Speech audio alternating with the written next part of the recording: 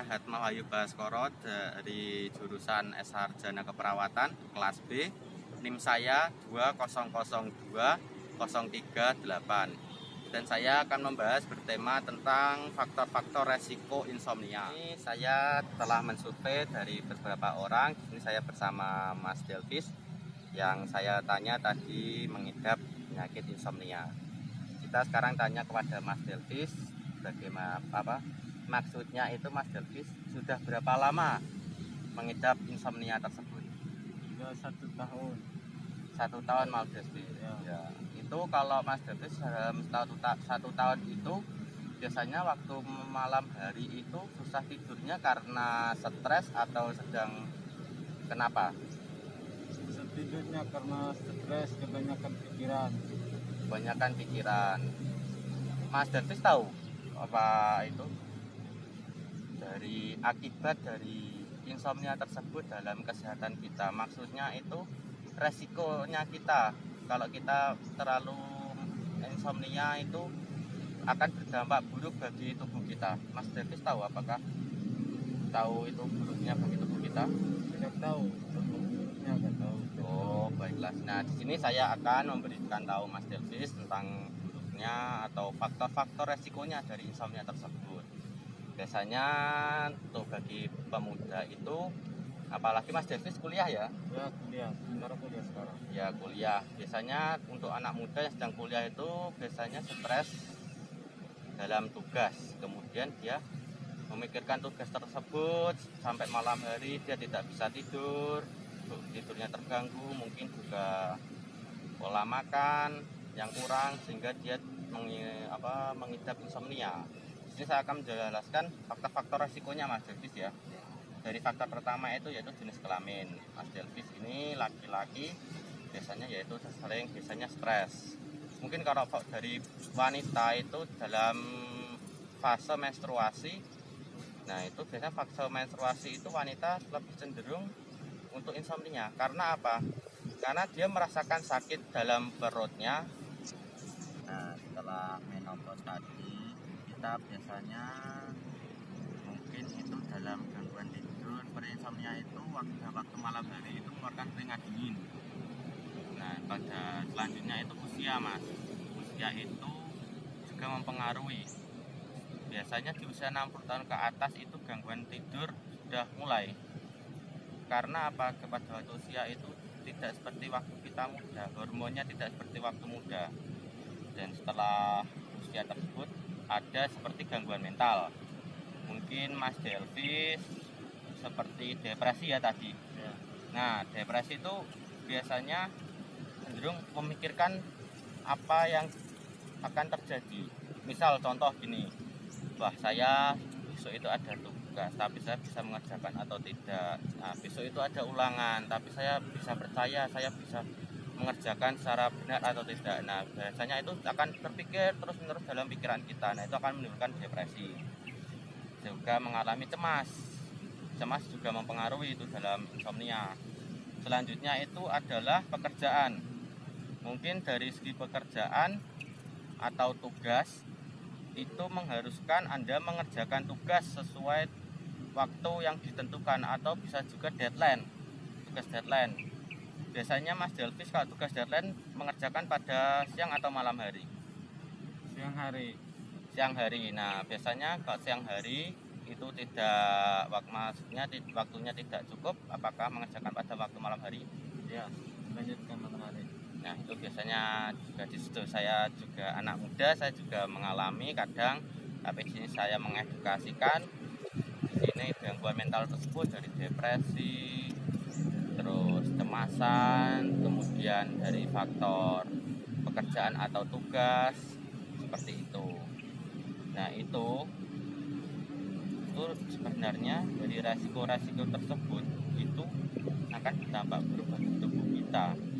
Itu meningkatkan resiko Anda terkena insomnia yang cenderung parah. Dari insomnia sebelumnya jika tidak segera memperbaiki pola dari tidur kita, pola makan, itu sebenarnya bisa seperti dicegah dengan olahraga, seperti itu dan lain-lainnya sebenarnya.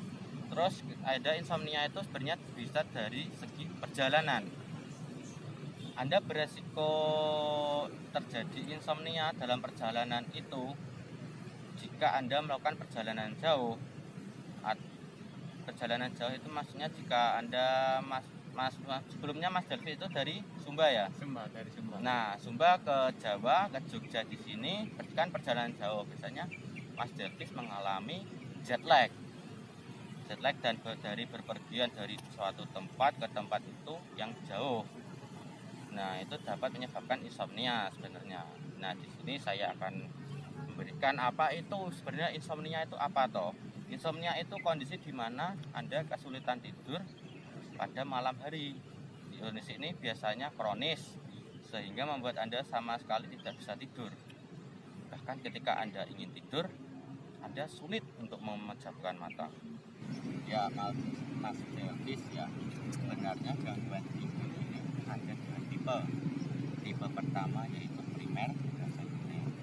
Pada tipe primer itu menandakan gangguan insomnia sebagai penyakit yang muncul dengan sendirinya tidak terkait dengan kondisi medis apapun.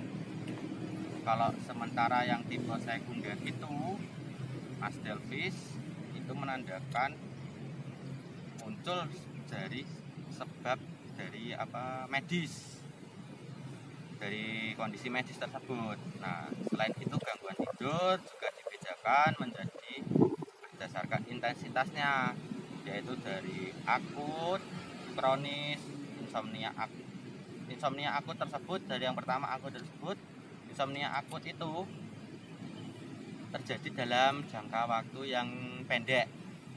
Nah, ini berlangsung dari satu malam ke malam hingga beberapa minggu. Sementara insomnia kronis itu sebenarnya bisa disebut yang jangka panjang, itu lebih dari 3 minggu, sebulan, bahkan hampir dirasakan setiap malam itu tidak bisa tidur. Nah, itu disebut gangguan kronis jangka panjang. Nah, di sini ada beberapa penyebabnya. Lanjutan dari tadi penyebab lanjutannya tadi itu saya ingin bertanya dulu kepada Mas Delvis, apakah Mas Delvis itu suka meminum kopi? Iya, suka. Nah, mungkin pada Mas Delvis minum kopi itu sebenarnya waktu mengerjakan tugas pada malam hari. Iya. Nah, sebenarnya mengkafein. Kafein itu mengandung misalnya bukan mengandung, tapi itu menyebabkan kita lebih terjaga kafein itu. Jadi akibatnya Mas Delvis akan sulit untuk tidur. Karena apa? Karena jika Anda meminum kafein kopi pada waktu malam hari, itu dalam tubuh kita itu seperti terjaga. Saya belum mengetahui kafein itu mengapa bisa menyebabkan untuk sulit tidur. Saya belum mengetahui, tapi saya mengetahui faktor tersebut juga terbagi dari kafein.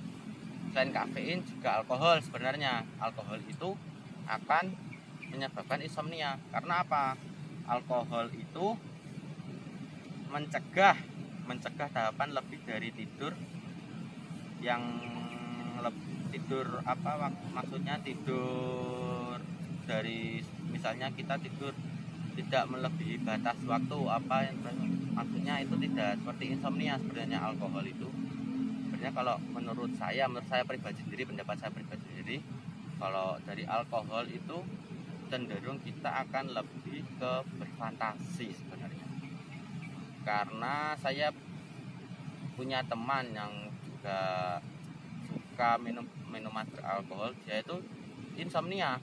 Dia tidak bisa tidur karena apa? Dia kan alkoholnya dalam tubuh dia itu seperti dia alkohol itu mengalir dalam darah sehingga dia mengalami gangguan tidur. Dia seperti berhayal, dia seperti pusing.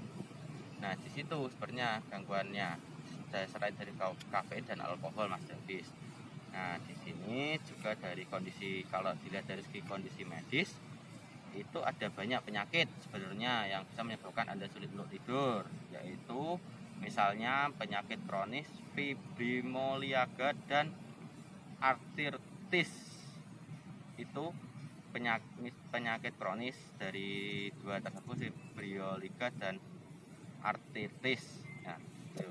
Yang kedua itu kesulitan bernafas atau GRRD dan heartburn atau sering buang air kecil pada malam hari. Jika kita mungkin mitos tersebut, pada mitos apakah Anda Mas Delvis percaya akan mitos apa kita kalau minum minuman dingin pada malam hari itu biasanya akan cenderung lebih buang air kecil?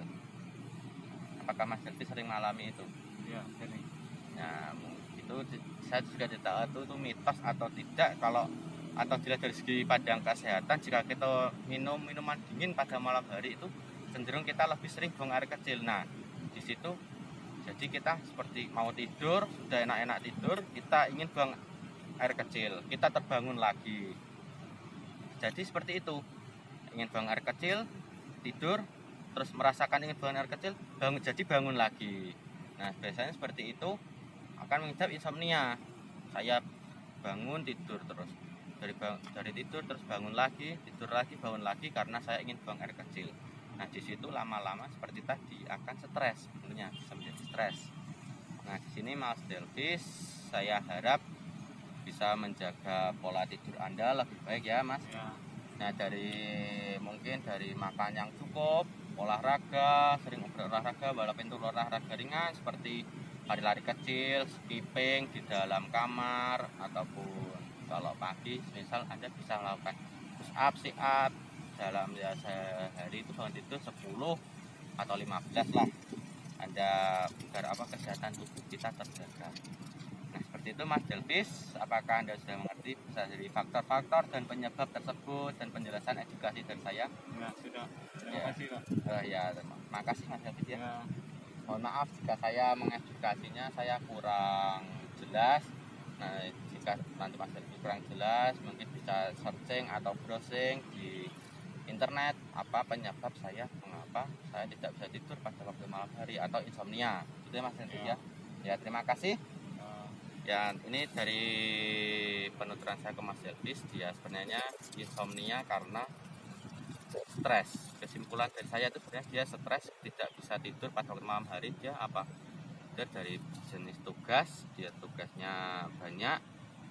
Dari Mas perkuliah ya Mas. Ya, tugas kuliahnya banyak. Terus cenderung suka kafein, kemudian pola makannya kurang, dari sekolah olahraganya kurang. Ya, itu menurut saya. Sekian dan terima kasih. Dari video kali ini saya telah mengedukasi bersama Mas Delvis. Untuk sekiranya dalam bahasa saya atau perkataan saya jika ada kurang maupun salah, saya minta maaf. Saya akhiri. Terima kasih.